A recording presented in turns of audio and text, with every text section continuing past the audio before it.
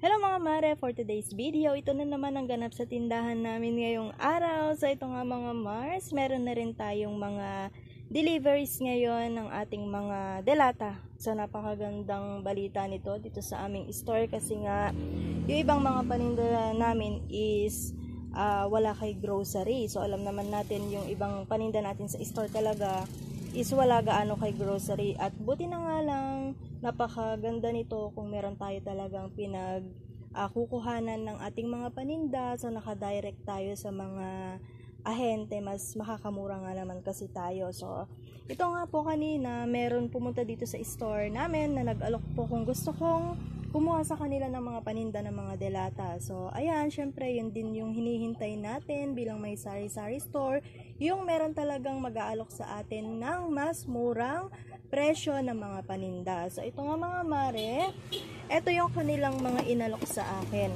So ito, tinignan ko naman yung presyo nila, talagang mas mura nga sa ahente kumpara sa pinagbibilhan natin ng iba nating mga paninda. So mas mura yung pinagkukuhanan ko, mas mura siya ng konti kay grocery mga Mars. Kaya ayan, yung mga paninda namin ng mga delata dito sa aming tindahan is konti lang din po talaga yung aking mga kinukuha or yung aking mga ino-order. So ipapakita ko po sa inyo yung naging resibo ko kanina sa lahat ng mga binili ko ng mga delata na yan.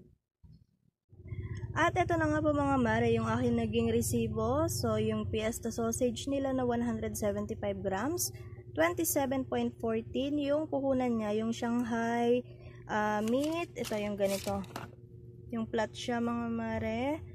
So ayan, kumuha ako ng ganito kasi inalok nila ako. So i-try natin yan. Ang puhunan niya is 78.10, tapos yung ulam nila is 20.95, yung angel evap nila na 410 ml is 30.07, tapos yung kanilang squid na na maliit is 43.42, tapos yung press kanila na flakes, yung flakes in oil is 28.62, tapos yung merong mga yung adobo apritada is 26.54. So medyo mas mahal yung adobo nila.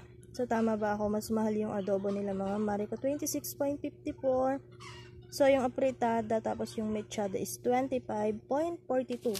So ayan, ang aking naging binayaran kanina is 1,549.2. So ayan mga mare, pagpasensyahan nyo na yung aking kuko kung madumi. Ganito talaga tayo na may store, kasi pag tayo talaga ay nag-ayos or nagpunas ng ating mga paninda is yung kuko talaga natin, hindi natin may iwasan na dudumi talaga yan. So ayan mga mare, lahat ng aking in-order kanina.